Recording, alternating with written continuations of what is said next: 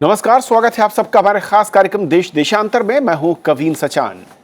जब दुनिया भर में शीर्ष एयरलाइंस नियामक माने जाने वाला यूएस फेडरल एविएशन एडमिनिस्ट्रेशन ने दुनिया के सभी नागरिक उड्डयन अधिकारियों को बोइंग 737 मैक्स पर सॉफ्टवेयर संशोधनों की समीक्षा के लिए आमंत्रित किया, लेकिन ये अचंभित करने वाला था कि भारत के नागर विमानन महानिदेशालय यानी डीजीसीए को यह निमंत्रण नहीं दिया गया। और उसके पीछे कारण बताया गया कि भारत का नागर विमानन मंत्रालय यानी कि डीजीसीए को भारतीय प्रशासनिक सेवा के अधिकारी चलाते हैं, जिन्हें विमानन क्षेत्र की बारीकियों की जानकारी नहीं है। यही नहीं, केंद्र सरकार ने 12 अप्रैल 2019 को अलग अलग क्षेत्रों के विशेषज्ञ पेशेवरों को संयुक्त सचिव बनाकर सरकारी सेवा में लेटरल एंट्री दी। इनमें से ज्यादातर विशेषज्ञ प्राइवेट सेक्टर से हैं।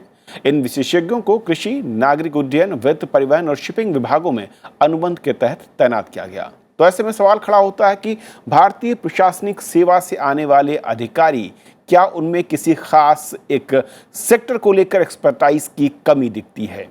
क्या बदलते वक्त में उनकी जो जिम्मेदारियां, ये ड्यूटी है, वो उसे पूरा कर पाने में इस एक्सपर्टाइज के चलते कहीं कमजोर नजर आते हैं और बदलते वक्त में उन्हें बदलने या सिस्टम को अपग्रेड करने की जरूरत है?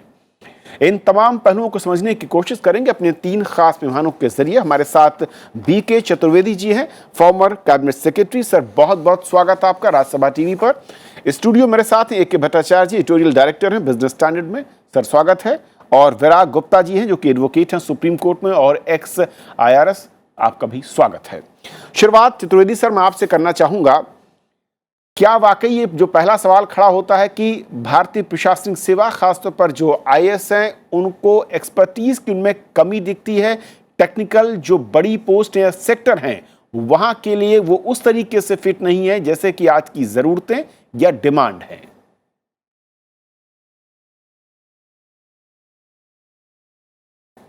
देखिए, जो आजकल के डिमांड्स हैं विकास की, वो बढ़ती जा रही हैं। वो तरह तरह के नए एरियाज़ आ रहे हैं और उसमें नए नए तरीके के टेक्निकल लोगों की आवश्यकताएं भी बढ़ती जा रही हैं। और उसी प्रकार से ये आवश्यक है कि उसमें हम लोग दोनों प्रकार के इनपुट्स रखें। ये अपने IAS अधिकारी भी रखें जो कि इसमें अच्छी तरह सक्षम हैं, और वो भी रखें जो तकनीकी रूप से अपना जो ज्ञान है, अपने तकनीकी रूप से नए नए लोगों को रखें जो कि इन एरियाज़ में विशेषज्ञ हों।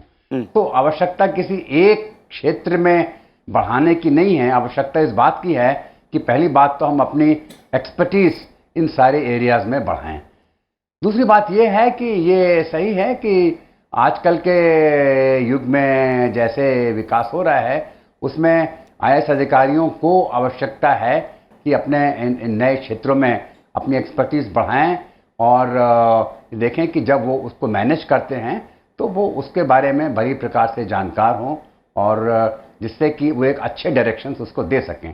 तो एक इंडिविजुअल केसेस की बात मैं नहीं करता, लेकिन अगर इसमें किसी क्षेत्र में कमी आती है तो उसको बढ़ाने की आवश्यकता है। और मैंने देखा है कि जो department of personal and training है, वो इसके लिए उन्होंने कार्यक्रम भी बनाया है, वो तरह तरह के उन्होंने ट्रेनिंग कार्यक्रम बनाए हैं। और मुझे आशा है कि इन कार्यक्रम के चलते ये जो हमारा एडमिनिस्ट्रेटिव सिस्टम है वो इस ज़रूरत को पूरा करने में सक्षम होगा। लेकिन चतुर्वेदी सर, अगर मैं एक उदाहरण के जरिए थोड़ा सा और इसको दर्शकों के लिहाज से समझना चाहूँ, डीजीसीए का ही एग्जाम्पल अगर हम लें, तो क्या ये ज़रूरी है कि वहाँ पर इंडियन एयरफोर्स के ऑफिसर्स की नियुक्ति एज अ चीफ हो? IAS वहाँ पर वो काम नहीं कर सकता कि जो कि इंडियन एयरफोर्स का ऑफिसर कर सकता है? तो फिर ऐसे में अगर मैं कहूँ कि एयरस्पेस सेक्टर की बात करूँ, तो वहाँ पर उस तरह के इंजीनियर्स की ज़रूरत होगी, एयरोस्पेस में जिन्होंने काम किया हो, या फिर शिक्षा के क्षेत्र में वो क्षेत्र की विधा रखने वाला होना चाहिए। ऐसे क्या फिर हम इसको सब कैटेगरी उसके बाद अलग अलग बांटते चले जाएंगे?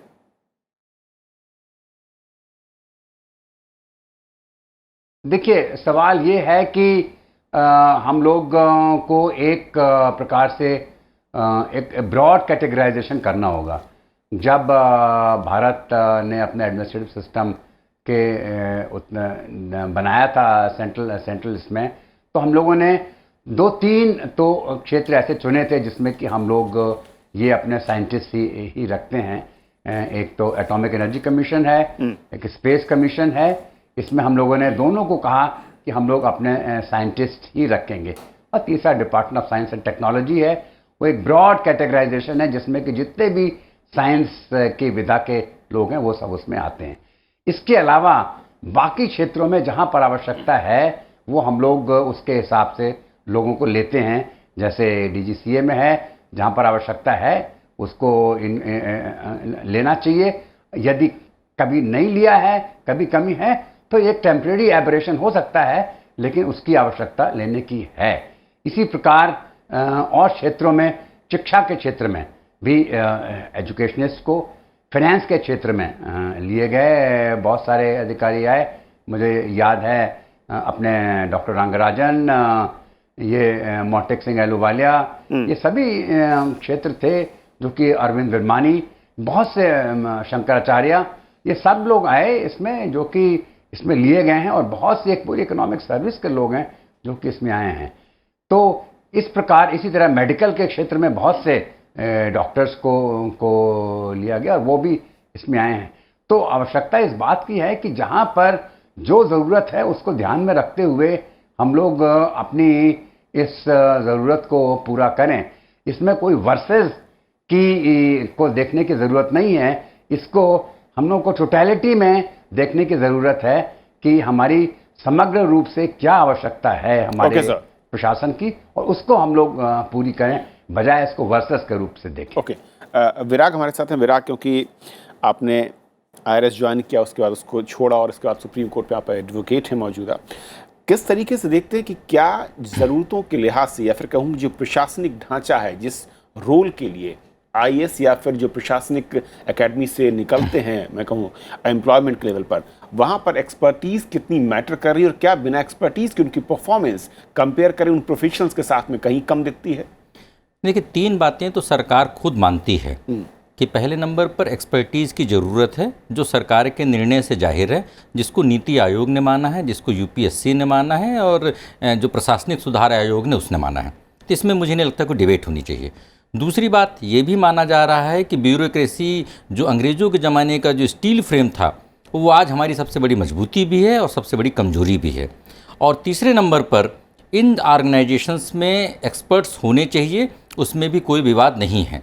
अब अगर हम इसके ऐतिहासिक पृष्ठभूमि में जाएं तो ICS जो पेरेंट ऑर्गेनाइजेशन 1858 में बना था, और उसका मूल जो लक्ष्य था वो लक्ष्य था कि ब्रिटिश साम्राज्य को कैसे आप एकीकृत रखें, कैसे प्रशासनिक वहाँ पर कार्यकुशलता रखी जाए।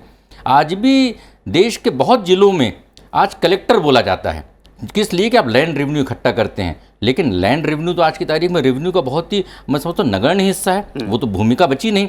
हमारा जो ट्रेनिंग मॉड्यूल है, जो हमारी पूरी सर्विस की जो कंडीशंस हैं, उसके बाद संविधान बनने के बाद जो उनको संरक्षण मिल गया ऑल इंडिया सर्विसेज को 309 से लेकर 312 तक में, वो सारी चीज़ों से ये देश की सबसे संगठित लॉबी बन गई, सबसे संगठित तंत्र बन गया। और उनका ये था कि हम जहाँ भी सबसे ज़्यादा पावर है वहाँ पर हमारी ही दखलंदाजी होनी चाहिए। ये मैं समझता हूँ कि ये केंद्रीकरण नुकसानदायक है, और जो सरकार का लक्ष्य है $5 ट्रिलियन इकोनॉमी का, यह उसमें सबसे बड़ा बाधक है। अगर हम इस DGCA मामले को समझें तो एक सवाल बड़ा छोटा सा है कि पाकिस्तान, बांग्लादेश जैसे देशों में अगर वहाँ एक्सपर्ट हैं, ऑस्ट्रेलिया जैसे विकसित देशों में एक्सपर्ट हैं, यहाँ पर एक्सपर्ट होना चाहिए। इस बात का फैसला जो भी कैबिनेट सेक्रेटरी हैं या जो भी IAS अफसर हैं, उस बात पर सिविल एविएशन जो सेक्रेटरी हैं वो क्यों नहीं लेते? हम इतने सालों से इन्वाइट नहीं किए गए। अगर हम नहीं भी लेते हैं तो जो वहाँ के हेड हैं इस बात का फैसला क्यों नहीं लेते कि वहाँ पर अवगत कराएं कि ठीक है, हम नहीं जाएंगे, हमारी तरफ से यह एक्सपर्ट एक जाएंगे। क्योंकि जो हमारे यहाँ पर जिस तरीके से पोस्टिंग होती हैं और सुपरफिशियल एक्सपीरियंस के बेसिस पे पोस्टिंग होती हैं कि हमने कहीं पे एक जगह पे कर लिया, पवन हंस को हमने हैंडल कर लिया, एयर इंडिया को हैंडल कर लिया और हम एविएशन एक्सपर्ट बन जाते हैं। यह एक पोस्टिंग लेने के जो तरीके हैं, विदेशों की कई सारी पोस्टिंग सिर्फ इसी सुपरफिशियल आधार पर मिल जाती है। और देश को अब 21वीं शताब्दी में 19वीं शताब्दी की ब्यूरोक्रेसी का मॉडल नहीं चाहिए, और एक्सपर्ट्स चाहिए। और प्रशासनिक कुशलता के लिए CEOs के लिए IAS की जिम्मेदारी बेहतर है, लेकिन चाहे DMRC में श्रीधरन साहब ने हो या ISRO हो, ये देश के 2 सबसे सशक्त ऑर्गेनाइजेशन हैं और दोनों में IAS का हस्तक्षेप नहीं है। इसलिए बोला जा सकता है कि एक्सपर्ट्स वो बेहतर तरीके से ऐसे ऑर्गेनाइजेशन को चला सकते हैं। बड़े साहब, दोनों चीज़ें मैं कहूँ कि जैसे कि चौधरी साहब कह रहे थे कि सामंजस्य, करेक्ट, प्रशासनिक तौर पर भी और एक्सपर्टीज भी। फिर आप कह रहे हैं कि अगर हम अलग अलग मॉडल को देखते हैं जहाँ पर आईएएस की बजाय एक्सपर्ट लोगों ने संभाला है, उनके अपनी आपकी ऊंचाइयाँ या उनके कीर्तिमान अलग तरीके के हैं और बनस्पति वहाँ पर जहाँ पर प्रशासनिक सेवा से आए हुए लोग थे। तो रास्ता क्या है और किस तरफ बढ़ेंगे हम, जो मौजूदा चुनौती या ज़रूरतें हैं? देखिए जो चुनौती जो है वो तो साफ जाहिर है, रास्ता कैसा होगा वो निर्भर करेगा ये किस तरह का समस्या है। तो मैंने जिस तरह से ये जो समस्या जिसकी आपने इसका उल्लेख किया, मैं समझता हूँ ये इसके तीन आयाम हैं। पहला आयाम तो ये है कि अगर federation aviation authority of America ने अगर हमारे देश के एक नियामक, एक रेगुलेटर को मना कर दिया है, मैं ये मानता हूँ कि ये एक नेशनल इंटरनेशनल इशू है जहाँ पे सरकार को एक सख्त स्टेप लेने की ज़रूरत है। गलत हो या ठीक हो, सरकार ने एक directorate general of civil aviation को एक आस्था दी है, एक जिम्मेदारी दी है। तो जिम्मेदारी देने के बाद अगर कोई एक देश का एक रेगुलेटर कहता है कि भाई आप मेरे सभा में नहीं आएंगे जहाँ पे एक इंटरनेशनल इशू का आलोचना होगा, मैं समझता हूँ कि ये एक इंटरनेशनल इशू है और सरकार को इसको बहुत कड़ी तरह से इसका एक रेफरेंस देना चाहिए और बात करनी चाहिए। मान लीजिए इसका तात्पर्य क्या है। कल हमारे रिजर्व बैंक ऑफ इंडिया के गवर्नर आईएएस ऑफिसर हैं, कल G20 में मीटिंग होता है, आरबीआई सेंट्रल बैंक गवर्नर्स की मीटिंग होता है। क्या G20 को क्या राइट है कि वो कहेंगे भाई आपके जो आईएएस ऑफिसर हैं आप एक्सपर्ट नहीं हैं, आप इकोनॉमिस्ट नहीं हैं? सच तो ये है शक्तिकांत दास जी हिस्ट्री के मास्टर्स हैं और वो आईएएस ऑफिसर हैं, वो आरबीआई गवर्नर हैं। तो क्या एक इंटरनेशनल बॉडी या कोई और दूसरे देश के एक रेगुलेटर को क्या यह अधिकार मिलता है कि हमारे देश के एक सार्वभौम देश ने एक ठीक किया है कि भाई कौन मेरा रेगुलेटर होगा, उसको दर्जा न देने का? ये एक बहुत बड़ा इशू है। दूसरा जो इशू है वो अभ्यंतरीण इशू है, वो इंटरनल प्रॉब्लम है कि हमने डीजीसीए को अभी रेगुलेटर का पूरा दर्जा नहीं दिया है। रेगुलेशन जो होनी चाहिए directorate general of civil aviation, उसको हमने अभी भी मिनिस्ट्री का एक अधीन एक संस्था बना दिया है, उसको इंडिपेंडेंस, स्वाधीनता अभी तक नहीं दी है। ये मैं मानता हूँ कि ये बहुत बड़ा एक टिप्पणी है कि हमारे देश में रेगुलेशन में अभी भी हम ये देख रहे हैं कि सरकारी जो सरकार जो है वो जो रेगुलेटर को ऊपर काफ़ी अपना कंट्रोल है। ये दूसरी बात है। और तीसरी बात ये है कि अगर आप इसी को अगर रेगुलेशन को आप ठीक तरह से करना चाहें, मैं ये मानता हूं कि हर रेगुलेटर को, ये आईएएस ऑफिसर का सवाल नहीं है, हर रेगुलेटर को उस क्षेत्र के विशेषज्ञ होना ज़रूरी है। यहाँ पे अगर डीजीसीए को एक इस विशेष क्षेत्र का एक विशेषज्ञ होना चाहिए। अगर वो नहीं होगा, मैं मानता हूँ कि वो जो रेगुलेशन जो है वो उतना सटीक नहीं होगा। आप अगर विश्व में देख लीजिए, जो securities exchange board of India में हम अभी भी आईएएस को भेज रहे हैं। तो ये जो एक आईएएस का जो बहुत बड़ा प्रभाव है, हर रेगुलेटरी बॉडी में आईएएस ही जा रहे हैं। मैं ये मानता हूँ कि हम विश्व में अपनी जो एक एक्सेप्टेंस लेवल जो है वो हम और भी बढ़ाएंगे अगर हम अपने रेगुलेटरी बॉडीज़ को हम अगर विशेषज्ञों से हेड करवाएं, ना कि हम आईएएस ऑफिसर्स को एक पोस्ट रिटायरमेंट या प्री रिटायरमेंट जॉब दे दें। ये एक बहुत बड़ी कमी है। ये कमी एक्चुअली एफएए से ही एक पूरी एक चुनौती आई है। ये चुनौती इंटरनल चुनौती है और इसको हमें संभालना पड़ेगा। चौधरी जी, जिस तरीके से, क्योंकि जब सिस्टम ये हमने अडॉप्ट किया है और इसके आज़ादी के बाद से लगातार हम इसमें आगे बढ़ रहे हैं, और ऐसा नहीं कि बहुत सारे सेक्टर्स में बहुत अच्छे रिजल्ट हमने देखे हैं और जो आज देश जहां पर खड़ा हुआ है उसमें उसका एक बड़ा योगदान इस सिस्टम का रहा है। लेकिन जहां तक मुझे याद पड़ता है कि अगर इसको हम इम्प्रूव करना चाहते हैं, एक्सपर्टीज़ के साथ में आईएएस सिस्टम को जोड़ना चाहते हैं, क्या उसके रास्ते हो सकते हैं? क्योंकि इससे पहले एक कमेटी बनी, इसमें रिपोर्ट दी थी कि 40 साल की एज के बाद जो आईएएस ऑफिसर है उसको एक स्ट्रीमलाइन करना चाहिए कि वो किस सेक्टर, किस फील्ड को ऑप्ट करता है और अगले 20 साल या 15 साल तक उसी सेक्टर या फील्ड पर वो एज ए एक्सपर्ट के तौर पर काम करता रहे। क्या इस तरह के विकल्पों के साथ हम इसको मजबूत कर सकते हैं या कोई और ढांचा?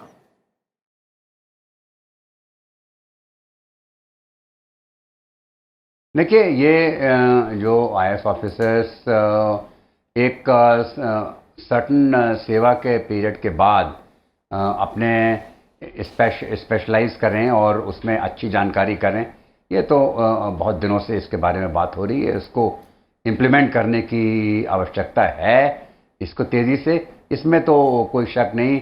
ये सभी एडमिनिस्ट्रेटिव रिफॉर्म्स कमीशन ने भी कहा है, कई कमिटीज़ हैं उन्होंने भी कहा है, इसमें तो कोई शक की बात नहीं है।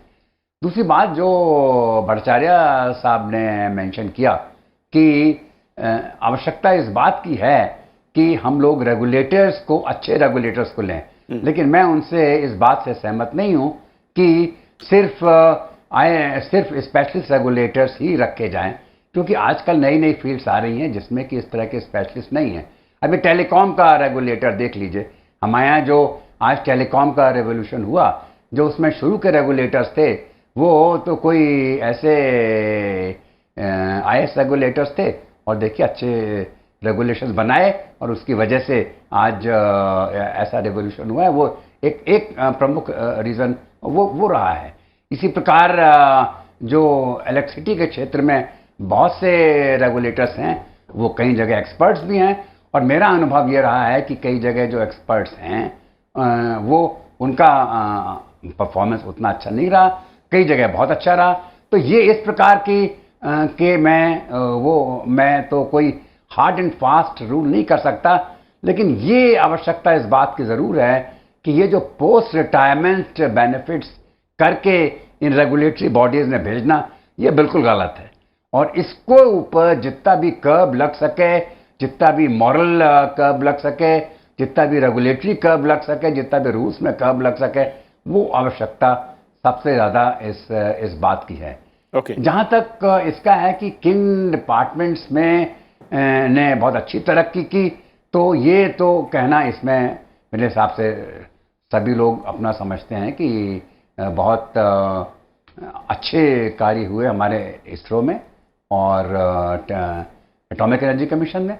लेकिन मैंने देखा था 1971 में, जब ये हो रहा था 70s में, कि कैसे इसका कॉन्स्टिट्यूशन बनाया जाए इन ऑर्गेनाइजेशंस का।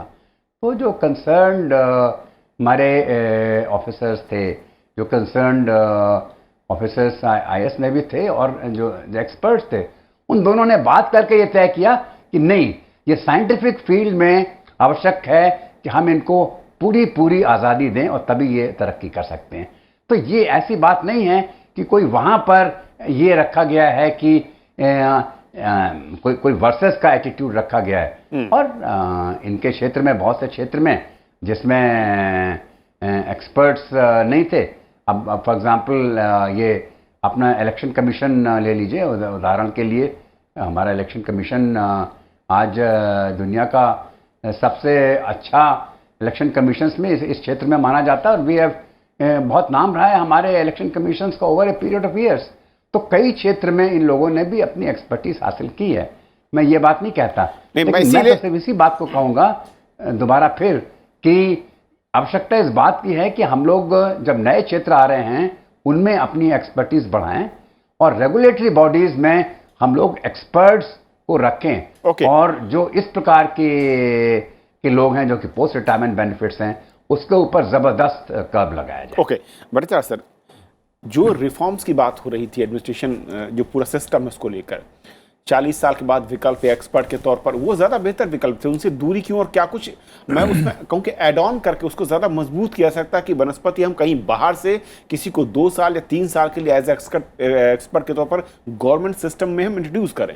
देखिए, ये जो बात आपने सही कहा, जैसे चतुर्वेदी जी ने यह कहा, एडमिनिस्ट्रेटिव रिफॉर्म्स कमीशन का रिकमेंडेशन था, सुरेंद्रनाथ कमेटी का एक बहुत अच्छा एक रिपोर्ट आया था, उसमें तो साफ कह दिया था कि 40 साल की उम्र में एक IAS ऑफिसर को ऑप्शन देनी चाहिए कि वो किस स्ट्रीम में अपने आप को, अपनी जो ग्रोथ या विकास देखना चाहता है, उसी स्ट्रीम में उसको उसकी अगली तरक्की होगी, अगला एक्सपीरियंस वो गेन करेगा।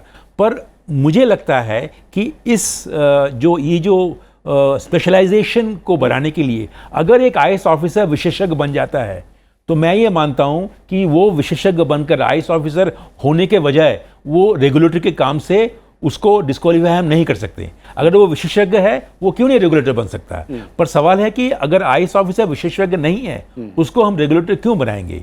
या अगर जो IAS ऑफिसर जो कभी भी फाइनेंस मिनिस्ट्री में काम नहीं किया पर उनको भी अगर हम वर्ल्ड बैंक में इंडिया के रिप्रेजेंटेटिव होकर भेजें तो हम क्यों भेजेंगे हम उनको? तो ऐसे भी बहुत सारे एग्जाम्पल्स आते हैं। उसका कारण ये है कि जो ये बात कड़वी है पर सच्ची है कि जो IAS ऑफिसर्स का जो नेटवर्क जो है वो बहुत ही पावरफुल है।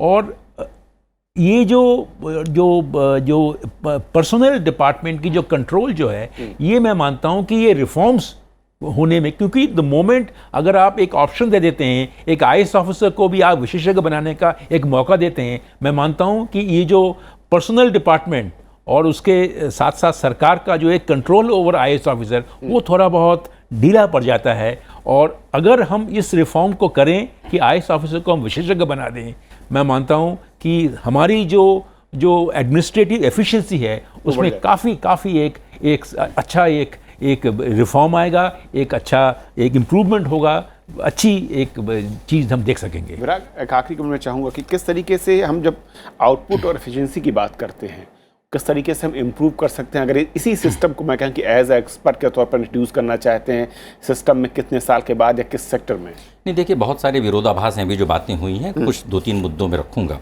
जब बात होती है कि 40 साल के बाद ऑप्शन देना चाहिए कि किस सेक्टर में आप जाना चाहते हैं, उसमें 2 दिक्कतें हैं। पहली दिक्कत तो ये है कि कोई फिक्स टेन्योर नहीं है, 3-4 होम सेक्रेटरी और डिफेंस सेक्रेटरी और सारे लोगों को छोड़ के जब आपका फिक्स टेन्योर नहीं है तो आप कैसे मानेंगे कि कौन सा आदमी किस चीज़ का एक्सपर्ट हो सकता है। दूसरे नंबर पर कि एकेडमिक एक्सपीरियंस और फंक्शनल एक्सपीरियंस, और academic experience, most of the academic experience are the superficial experiences. मैं ऐसे बहुत सारे लोगों को जानता हूं जो इंटरनेशनल पोस्टिंग्स के लिए ILO में UNO में पोस्टिंग जाने के लिए उन्होंने एकेडमिक सुपरफिशियल एक्सपीरियंसेस ले लिए और जिसके बेसिस पे प्लम पोस्टिंग्स लेते हैं। तो ये पूरा एक बहुत बड़ी मार है, पोस्टिंग्स की मार है। और मैं मानता हूं कि देश में राजनेताओं की जवाबदेही बहुत बढ़ गई है पर अफसरों की जवाबदेही नहीं बढ़ी है, और अफसरों के तंत्र को और उदारीकरण, ईज ऑफ डूइंग बिजनेस के लिए मुक्त करना जरूरी है। पूरे देश ने अभिनंदन का स्वागत किया था, इंडियन एयरफोर्स का स्वागत किया था। इंडियन एयरफोर्स हमारे पास सबसे बड़ी एक इतनी बड़ी फोर्स है, क्या वहाँ से हम एक अच्छे अफसर को DGCA के लिए नहीं ला सकते हैं? तो इसलिए हमारे पास हो सकता है कुछ सेक्टर्स के लिए कमी हो। उन्होंने इलेक्शन कमीशन का जिक्र किया, इलेक्शन कमीशन एक एक्सपर्ट बॉडी नहीं है। इलेक्शन कमीशन में पुराने IAS अफसर का, रिटायर IAS अफसर की दिक्कत कोई नहीं है, लेकिन जो DGCA जैसे ऑर्गेनाइजेशन है, मैं भट्टाचार्य जी की एक छोटी सी बात से सहमत हूँ जब उन्होंने बोला कि सॉवरेन कंट्री के नाते भारत को विरोध करना चाहिए। जितनी मेरी जानकारी है, मुझे नहीं मालूम है कि G20 या UNO की तरह हम उस संगठन के हिस्सा हैं कि नहीं है, हमारा वहां पर भाग लेने का हक है कि नहीं है। लेकिन IAS अफसर वहां के हेड होने के नाते उनकी जवाबदेही थी कि अगर हमको इसलिए बुलाया नहीं जा रहा क्योंकि हम एक नॉन एक्सपर्ट हेड हैं तो उनको एक्सपर्ट को नॉमिनेट करना चाहिए था, जिससे हमारे साथ एक राष्ट्रीय समस्या नहीं पैदा होती। लेकिन मेरा फिर मानना है कि देश में अब ब्यूरोक्रेसी में, क्योंकि अभी आपने देखा कि 50 साल से ऊपर कुछ लोगों को 56J दिया गया, इसका मतलब नॉन परफॉर्मर को आप निकाल रहे हैं और आप अच्छे लोगों को एक्सपर्ट के तौर पे ला रहे हैं। तो DGCA जैसे ऑर्गेनाइजेशंस को आइडेंटिफाई करके वहां पर एक्सपर्ट अपॉइंट करने से देश की अर्थव्यवस्था के विशिष्ट क्षेत्रों का अच्छा विकास होगा और देश $5 ट्रिलियन इकोनॉमी की तरफ तेजी से बढ़ेगा। चलिए, बहुत शुक्रिया आप तीनों मेहमानों का हमारे साथ इस बेहद अहम चर्चा में शामिल होने के लिए और ये बताने के लिए कि असल में एक्सपर्टाइज की किस तरीके की ज़रूरत है, मौजूदा चुनौतियां और जिस तरीके का रास्ता या फिर जो हमने लक्ष्य रखे हुए हैं, और वहां पर अगर प्रशासनिक सेवा या फिर IAS ऑफिसर्स को देखें तो उनके हम इन्हेंस कैसे कर सकते हैं आउटपुट को, और जो उनका पोटेंशियल है अगर उसके साथ देखें तो क्या वो मीट करता है जो हमारे गोल्स हैं, और उसके लिए किस तरह के बदलाव की ज़रूरत है। फिलहाल आज इतना ही। नमस्कार।